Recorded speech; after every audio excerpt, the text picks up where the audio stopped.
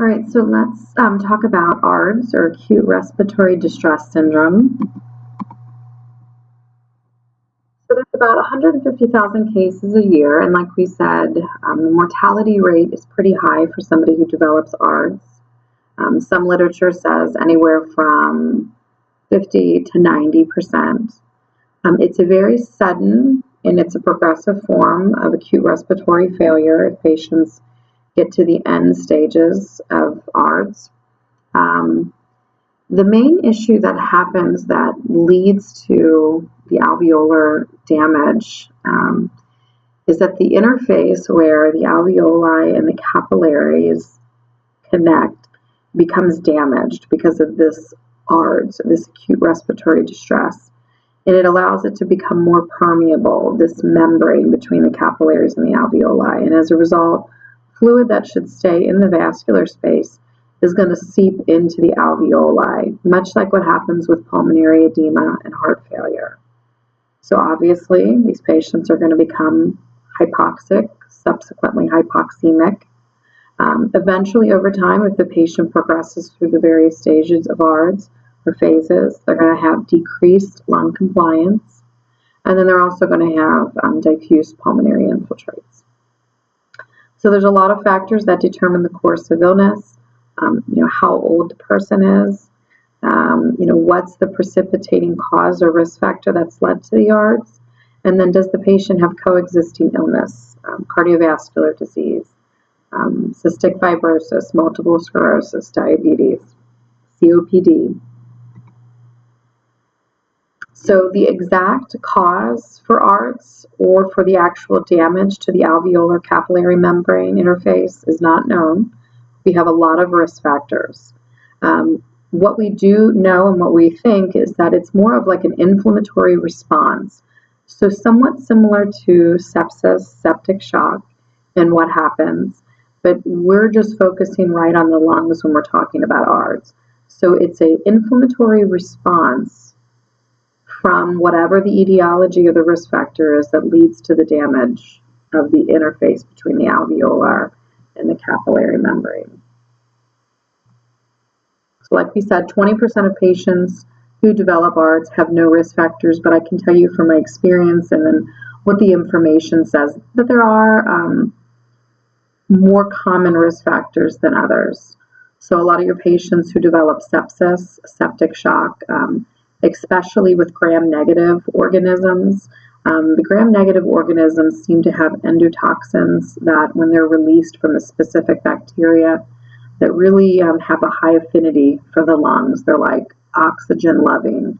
And so usually that makes sense if they're going to be targeting that inflammatory response to the lungs. So gram-negative organisms in patients who develop sepsis with septic shock. A lot of people who develop pyelonephritis with gram-negative organisms are high risk. Right? Patients who develop pyelo anyhow are at increased risk of that transitioning to bacteremia with sepsis because our kidneys are highly vascularized.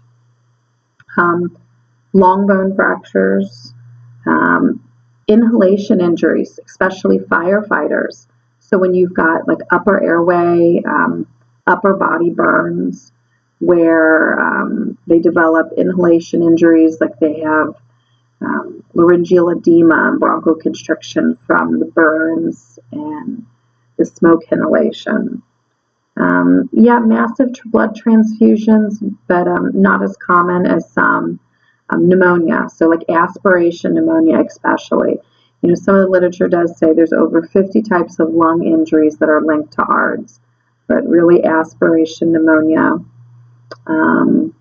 near drownings, and then acute pancreatitis, which we'll talk about next week. And acute pancreatitis, that is inflammatory response illness as well. So that will start to make sense when we talk about acute pancreatitis. And then like we talked about, risk factors after the inciting event can increase the patient's risk, not only for ARDS, but for the progression to the third stage, which has a really poor prognosis. So age, gender, and then the patient, if they have alcoholism. So with this inflammatory response, we know that neutrophils, are our most common white cells, are going to be attracted and release inflammatory or chemical mediators that's going to increase that membrane permeability. It's that inflammatory response that's going to lead to that alveolar capillary membrane increased permeability, which the fluid leaks through. So we just talked about the increased capillary membrane permeability, but some other changes that we see in ARDS within the alveoli is that we have a decrease in elastin and collagen. So the structure and the compliance of the alveoli is going to be impaired, destroyed. We also, because of the severe hypoxemia that happens with ARDS, and we'll talk about that in the next slide, these patients can develop severe pulmonary artery vasoconstriction. We know hypoxia can lead to vasoconstriction in the pulmonary vasculature. So the right side of our heart is going to be working a lot harder. So there are 3 phases or pathophysiological changes that happen in ARDS. We've got the injury, which is the first phase, the proliferative, and the fibroptic. The injury phase can occur within a few hours after the insult or the risk factor has been applied. So we talked about the inflammatory response with the neutrophils and how the fluid crosses into the alveolar. So obviously, if the alveoli are affected, we're going to see problems with diffusion. So oxygen, carbon dioxide exchanging through the alveolar membrane. Okay, so as a result, this is going to be known as an intrapulmonary shunt. So the blood is going to be moving through the vasculature, but diffusion is not going to be happening. So it's going to be bypassing or shunting through without collecting oxygen. Okay, so that's why how our patients are not being oxygenated. So some other changes that we can see in the alveoli, in addition to the fluid seepage, the decrease in compliance, we're also going to see a decrease in surfactant production. And as a result, the alveolar are going to collapse. Okay? As the illness progresses, we're also going to see more fibrosis, more like congealedness within the alveoli from the fluid. So not only do you have fluid that's seeped in, you've got surfactant dysfunction, so you've got widespread atelectasis, and then you've got fiber optic changes from the fluid that has kind of seeped in. So as a result, we said we're having poor gas exchange. So these patients are going to have significant refractory hypoxemia. So what does that mean? It just means that despite how much oxygen we give to these patients, they're going to continue to be hypoxemic, which means, low oxygen content in the blood. And the only way to determine if these patients are hypoxemic is to do a blood gas, to have a very specific, sensitive correlation. So remember, hypoxemia is a little bit different than hypoxia. Hypoxia is just low tissue oxygenation, where we know that in hypoxemia, the blood levels of oxygen are truly low. So some other things, in the injury or the early phase, we're going to see an increase in respiratory rate, increased work of breathing. Obviously, if these patients are breathing fast, their tidal volumes that they're taking in are going to be really low. We talked about respiratory alkalosis. So these patients are going to be blowing off a lot of CO2, especially in the early phases. We talked about the alveolar edema, the fluid that is seeping into the alveoli. And it's not related to heart failure. It's not related to cardiac function. So it's referred to as non-cardiogenic pulmonary edema. When we talk about shunting of pulmonary capillary blood, remember we said the blood is going to move through the pulmonary vasculature, but it's not going to be receiving blood because diffusion is not happening. The alveoli are filled with fluid. They're collapsed because of the dysfunction in the surfactant. And eventually these alveoli are becoming fibroptic, and they're becoming very stiff. And then we talked about that term, refractory hypoxemia. That is probably the hallmark characteristic of somebody with ARDS. So as we move to the second stage, Most commonly, if patients move to the first and second week of ARDS, their prognosis really becomes poor, and if patients are going to unfortunately not survive, usually it's within the first 1 week. So we already talked about the inflammatory response with the white counts, most notably neutrophils. So in this phase, the lungs become much more dense. Their compliance continues to worsen. The hypoxemia worsens, or especially it doesn't improve, right? Which is very uncharacteristic, of somebody who's been on the ventilator for about a week, okay? Usually we can find the underlying cause, treat them, and the patient can start to get better. We can start to turn down the oxygen. We can start to wean them off the ventilator. With patients who have ARDS, it's just a very long, tedious progression. So if it's in this phase that the phase persists, we can see widespread fibrosis throughout the alveoli. And the problem with this is as we move through here and then we move through the later phases, some of these patients, the damage that has been done to their lungs, the alveoli, are irreversible. So that's that last phase, fibrotic or the chronic late phase, 2 to 3 weeks after the initial lung injury. Yes, sometimes these patients can be in the ICU for this long period of time. Obviously, if they've gone to this phase, these patients have already been trached by now, like we said, endotracheal intubation, 10 to 14 days, and then we start to look at traching them for just overall comfort, ease of weaning, decreasing, the breakdown around their oral cavity. So like we said, in the later phases, the fibrotic changes continue to worsen. The damage that's been done is long lasting. So these patients may have low endurance the rest of their lives. They may be on oxygen periodically. And then as a result of the continued hypoxemia, the problems with gas exchange at the alveoli level, we said it's going to cause the right side of the heart to work so much harder because we've got massive vasoconstriction through the pulmonary bed, right? So we're going to start to see problems with right-sided heart failure, maybe cor pulmonale, where the right side of the heart, ventricle, atrium become bigger.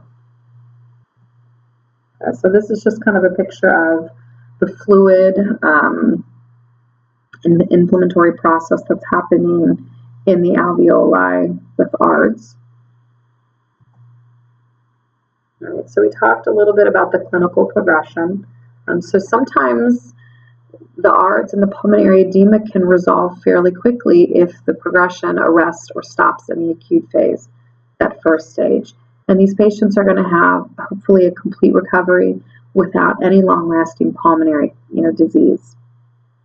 If patients enter those later stages, obviously they're going to end up with a trach, and they're most likely going to require long-term ventilation, weaning, rehab at a long-term care facility like Drake or a select specialty where it's considered long-term acute, where they can actually handle ventilators, and they've become very specialized at weaning and getting patients off the ventilator and then actually getting the trach out. Okay? So we talked about, the factors that seem to affect the acuity of the prognosis with ARDS, right? We talked about age, gender, alcoholism, coexisting illness, okay? And obviously existing pulmonary complications. So some of the early manifestations, obviously difficulty breathing, fast respiratory rate, a little bit restless, because they start off being hypoxic and then they're going to start breathing fast, increasing their workload to kind of compensate for that hypoxia. Yes, because they do have pulmonary edema, right? It's just non-cardiogenic. If we put a stethoscope to their lungs, they may sound diminished, but they're also going to have rales, right? That's an indicator to us that they've got some fluid accumulation. If we did an ABG, if we did an arterial blood gas, like we said, respiratory alkalosis, so their pH is going to be high, their CO2 is going to be low, right? opposites if it's respiratory. And then if we looked at their PaO2, right, we said that should be somewhere between 80 to 100. In the initial stages, it's going to be less than 70. Okay. If we look at the chest x-ray in the early stages, we may not see a whole lot. It does say that unless fluid accumulates to about 30% of the lung fields, we're not going to be able to see it on a chest x-ray. The early manifestations. So late. So this is where some of the characteristic findings that we might see or the patient might complain of in ARDS. The patients are going to have much more crackles, rales, and they're going to have upper airway rhonchi. Now they're going to have a lot of cardiac involvement, right? Because the hypoxia is going to be progressing to the hypoxemia. So our PaO2 is going to drop pretty significantly. So we're going to see, tachycardia. Eventually, we're going to start to see some late signs of the hypoxemia, cyanosis, pallor, coma, lethargy. We're also going to see a low level of what's known as a PFR ratio, okay? And when we say PFR, all we mean is the ratio between how much oxygen we're giving the patient, how much supplemental oxygen we're giving them, and how much oxygen they're actually using from that and is able to be dissolved into their blood. So we know that the lower the ratio goes, the worse the hypoxemia is, right? So we keep turning up the oxygen, keep turning it up in the ventilator, and the patient is not responding. We're not seeing the effects of it in the blood. That is refractory hypoxemia. Okay? So a PFR ratio less than 200 is significant, and it's pretty diagnostic for ARDS. Most cases, these patients are going to be intubated, okay, and they're going to be on the ventilator for support. If we did a chest x-ray at this later stages, we're going to see the widespread infiltrates. We're actually going to see the pulmonary edema. And then we're also going to see what's known as a ground glass appearance, where the infiltrates are pretty widespread and it actually looks like glass that's been grounded. So if you can see that.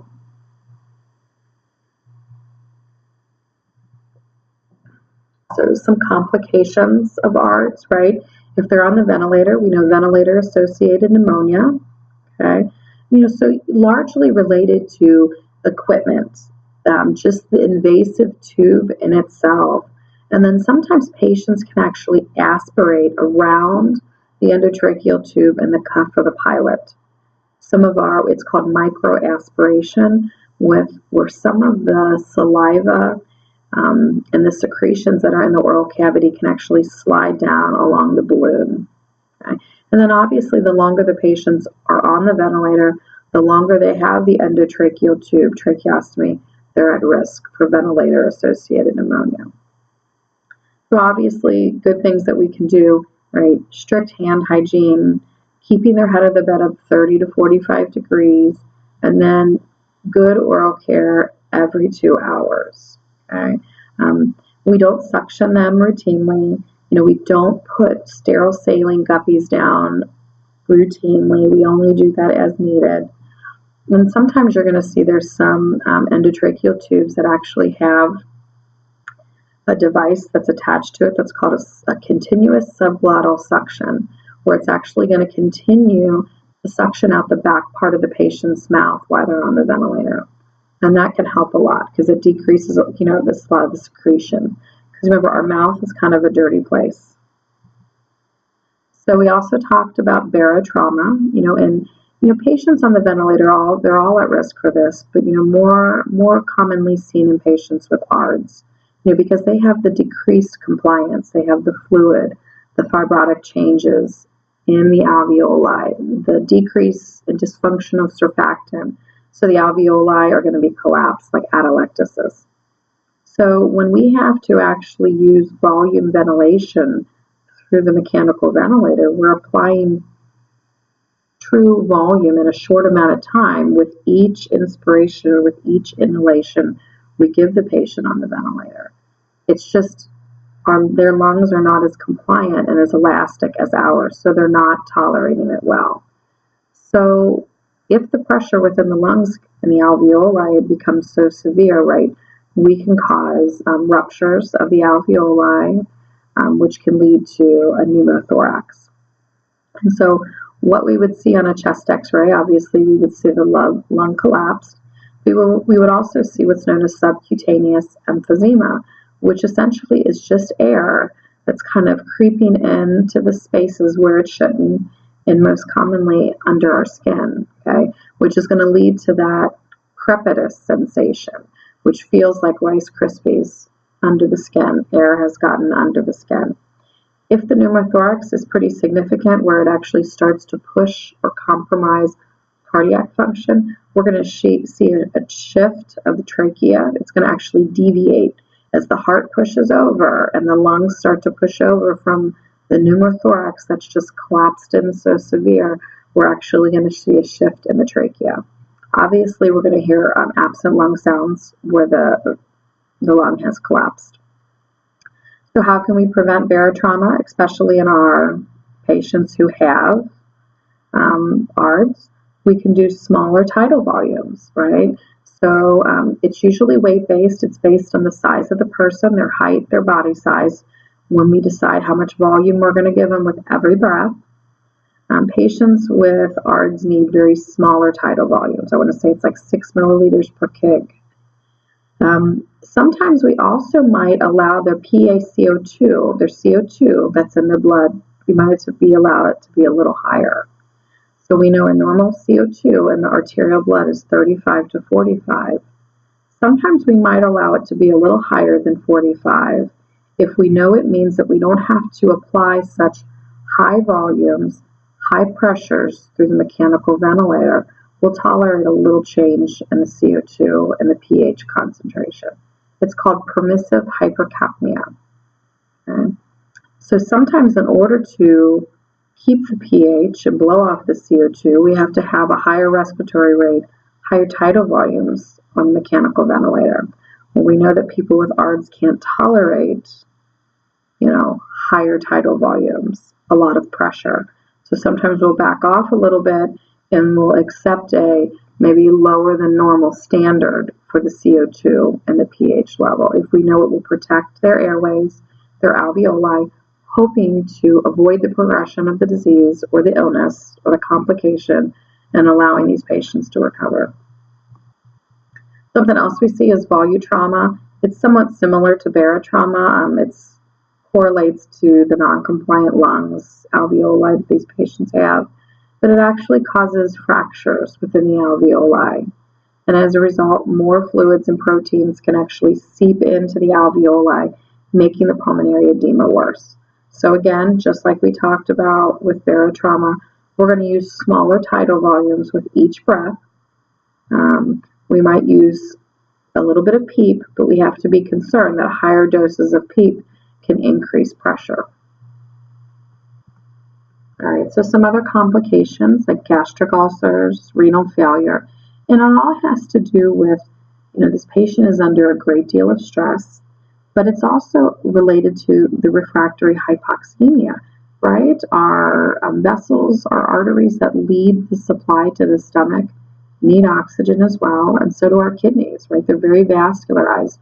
Their processes are determined by what's being carried to them in the form of oxygenation, right? So about 30% of patients who have ARDS and on the mechanical ventilators can have stress ulcers or gastritis. So we have to, in addition to correcting the hypoxemia, we may have to do prophylactic anti-ulcer agents like H2 histamine receptor antagonists, PPIs such as Protonix, so it's called GI prophylaxis. So we've seen a lot of that probably already in some of the patients that you've had. Another thing that can benefit is if they can do an early small initiation of enteral nutrition.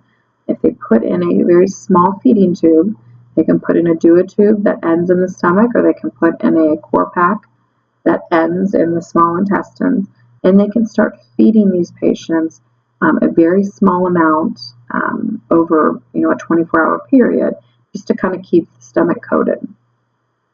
We talked about renal failure. It has to do with the refractory hypoxemia, hypotension, if it gets to that point.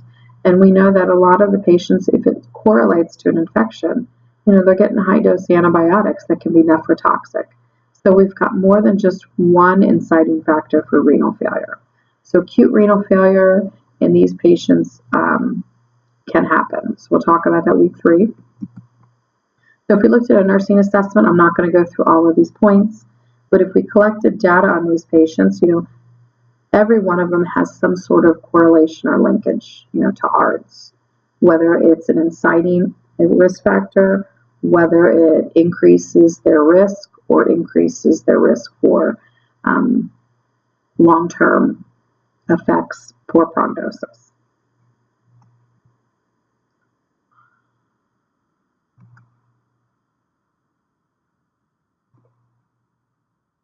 So obviously, in the early stages manifestations, these patients come in, they're tachycardic, they're dyspneic, they're restless, and as the hypoxemia starts to persist and these patients start to progress through the later stages, the later manifestations, we might see progressing respiratory failure where they start to wear out. The respiratory rate starts to slow.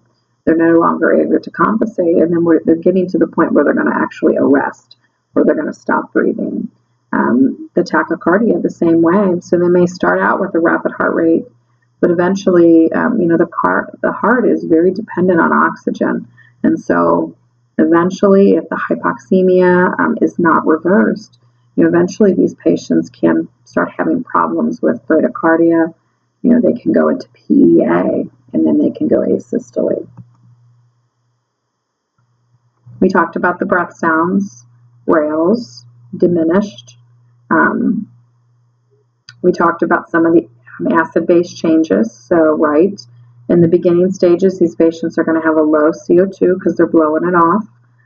So their pH might be high, so they're going to be respiratory alkalotic. We're going to see progression in their mental status, right? So they might be restless, irritable, and then eventually, as the later stages of hypoxia to hypoxemia happen, they might become somnolent, coma.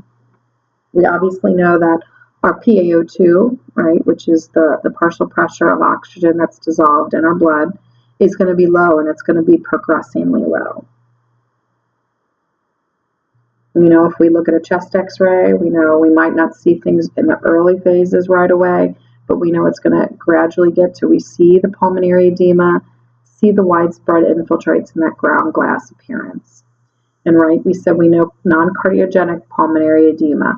And so the difference in the way that we can tell whether this is related to heart failure is obviously presentation, the inciting risk factors, but we'd have to put more of an invasive line in to be able to measure the preload. All right, so obviously our goal is to minimize secondary complication from ARDS. We want them to have a full recovery. And during the time that we are maintaining them symptomatically, right, we said there's no cure for ARDS. It's just symptom management, preventing some of those possible risk factors. But there's no cure, and there's really no prevention of true ARDS. It's just supporting them until they recover. So we want them to fully recover, right? We want their PaO2 to be at least greater than 60. We want it to be greater, somewhere between 80 to 100 for somebody who's normal. But somebody who's got ARDS and they have refractory hypoxemia, we kind of have to take what we can get. Right? We said sometimes these patients, what we do to them on the ventilator can actually make things worse. So we have to kind of weigh the benefits versus the risks. We give them just enough oxygen, just enough support to keep them minimally oxygenated without damaging their lungs. So obviously keeping their sats greater than 90, and then patent airway, clear lung sounds. All right, so we said no prevention. There's no prevention other than just the risk factors. Okay, we have to treat the underlying cause. If it's an infection, and give them antibiotics. Supportive care, right? Conservative fluid management. Even though it's not related to heart failure, it's non-cardiogenic. What has happening to these patients? We certainly don't want to give them tons of fluid and make it worse, okay? So we want to keep them what's known as euvolemic, right? Not too dry, not too wet, keep them right in the middle, okay? We talked about low tidal volumes on the ventilator, and we're going to use PEEP. We're going to use positive end expiratory pressure to kind of keep the alveoli open, see if we can open up any more, see if we can utilize them to the fullest advantage, and that can help us increase their oxygenation. So we don't have to be on high FiO2 concentrations for long periods of time. We can prone our patients, which means we're going to put them in on their stomach. We can do it manually or we can do it with an assist to bed. In severe cases where these patients are definitely not responding to others, we can do inhaled nitric oxide. We can put it right through the ventilator, and what it is the substance that's a direct pulmonary vasodilator. So it can actually dilate the pulmonary vasculature, what makes it a lot easier for the right side of our heart to push through. The benefit of that is more blood flow that's moving through the pulmonary vasculature will hopefully pick up more oxygen that's coming across the alveoli. But we know it's not always a perfusion problem, it's more of a diffusion problem. So it's doing what it can. ECMO, in some cases, it's similar to bypass, where we can actually put in some cannulations, percutaneous cannulations. We can do it through veins, arteries, and we can actually divert blood from one side of the body, from the deoxygenated side of the heart, put it through this machine, very similar to bypass, oxygenate it with an extracorporeal machine, and then recirculate it through the other side of the heart so that the organs, the tissues on the left side, so that the cellular metabolism, body processes can happen. Okay, so in extenuating circumstances, we can do ECMO. Obviously, prevention of complications, like we talked about, renal failure, stress ulcers. And then as the patients, if they move through the later stages, we're going to anticipate a long-term recovery, long-term ventilation with delayed weaning, trach, long-term care facility. So our goal with oxygen, right, is to correct the hypoxemia. Okay, so prior to them being intubated, we are probably going to have them on high flow systems, 100% non-rebreather. We might try BiPAP initially, but we know they're moving directly to intubation and a mechanical ventilator. Obviously, these patients are getting their SpO2 or pulse ox continuously monitored. We're going to be doing a lot of blood gases on them. So our goal, like we said, give the lowest amount of oxygen, whether it's through a mask, whether it's through the ventilator, to keep their PaO2 greater than 60%, right? We said we have to weigh the risks versus the benefit of how much oxygen and support on the ventilator we give to them, because good things can even be detrimental. And so like that goes into this next statement. If we have patients on high oxygen levels greater than 50 to 60 for greater than 48 hours, we can occur what's known as oxygen toxicity. With oxygen toxicity, the nitrogen that's actually in the alveoli can be wiped out. It's called nitrogen washout. Nitrogen is meant to stay in the lungs or stay in the alveoli to maintain surface tension. It's another effort to keep the alveoli open when we breathe out. Without nitrogen, our alveoli can further collapse. Okay, so we've already got a situation where it's happening. Now we're going to make it worse. So our goal is to keep these patients on the minimalist amount of oxygen, but still trying to keep their PaO2 up.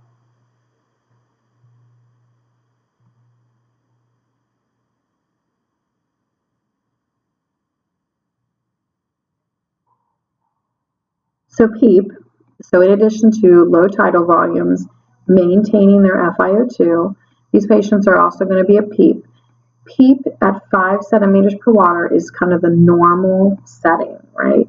It's what maintains glottic formation. It keeps the alveoli open. In somebody who has ARDS, we can actually go up on PEEP by small increments in order to, in hope of keeping more alveoli open So that way we can improve oxygenation and we can actually come down off of what the FiO2 has been set at. Okay. The problem with PEEP is if we start to get up into levels greater than 10, 15, it can increase that intrathoracic pressure, and it can put pressure on the heart in the venous return that's coming back to the right side. And so venous return is, the blood volume that's coming back to the right side. Obviously, if we don't have enough venous return, that preload on the right, what goes over to the left is also going to be low, which is going to lead to a decrease in cardiac output with a low blood pressure. So, what you have to do as the nurse, if they're increasing PEEP on the ventilator, you need to be monitoring their blood pressure. Okay? And then you're going to have to be communicating with them to say, hey, listen, the patient's blood pressure is not really tolerating it. So, we don't want this patient to not only be hypoxemic, but we don't want them to have a low perfusing pressure. So there are some other more in-depth ventilator settings that they can put these patients on, and you might get an opportunity to see them at the clinical setting, but I don't need you to remember them. I just need you to know PEEP, low tidal volumes, and concerns for FiO, high levels of FiO2, and oxygen toxicity. All right, so we talked about positioning and proning patients. So the reasoning behind proning is that we feel like when patients, especially when they're very sick, and they're laying on their back for long periods of time, that the chest cavity and the organs and structures that are up on top can actually put more pressure on the lungs, okay? So we're maybe limiting some of the alveoli that are in the dependent position that we could actually use for oxygenation. So the theory is if you put these patients on their stomach and you prone them, you can make more dependent alveoli available for oxygenation. It's called recruitment. It's like we're recruiting those dorsal alveoli, okay? So if we prone these patients, hopefully we could improve their oxygenation, right? So what's the benefit of proning? Hopefully when we prone these patients, we're going to see an improvement in oxygenation, right? So their SATs might go up, their blood gases are going to look good, right? Maybe their color is going to look better. So proning, know exactly what proning does and the benefits and how we're going to evaluate that outcome.